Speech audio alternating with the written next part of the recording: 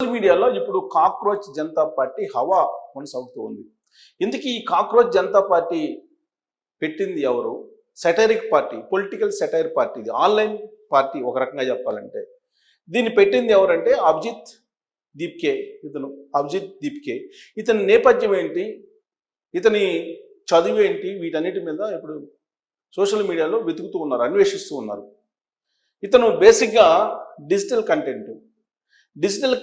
కంటెంట్ని క్రియేట్ చేయటం, దాన్ని మీమ్స్ రూపంలో పబ్లిక్లోకి పంపించడం అనేది ఇతను గత కొంతకాలంగా చేస్తూ ఉన్నారు.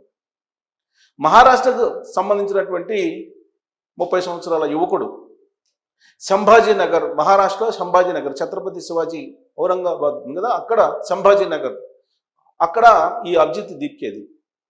ఇతను జర్నలిజంలో బ్యాచిలర్ డిగ్రీలో జర్నలిజం చేశారు. ఆ తర్వాత ఉన్నత చదువుల కోసం అమెరికా వెళ్ళారు. అమెరికాలో మాస్ కమ్యూనికేషన్స్ చేశారు. బోస్టన్ యూనివర్సిటీలో మాస్ కమ్యూనికేషన్స్ చేశారు. రీసెంట్గా సుప్రీంకోర్టు చీఫ్ జస్టిస్ సూర్యకాంత్ చేసినటువంటి కామెంట్స్, సూర్యకాంత్ గారు కామెంట్స్ చేశారు.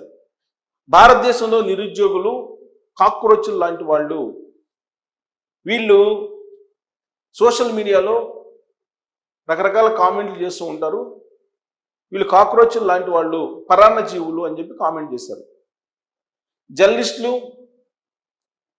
లాయర్లు, రైట్ టు ఇన్ఫర్మేషన్ యాక్ట్ కార్యకర్తల్లాగా వ్యవహరిస్తూ ఉంటారు, వీళ్ళు పరాన్న జీవులు అని చెప్పి కామెంట్ చేశారు.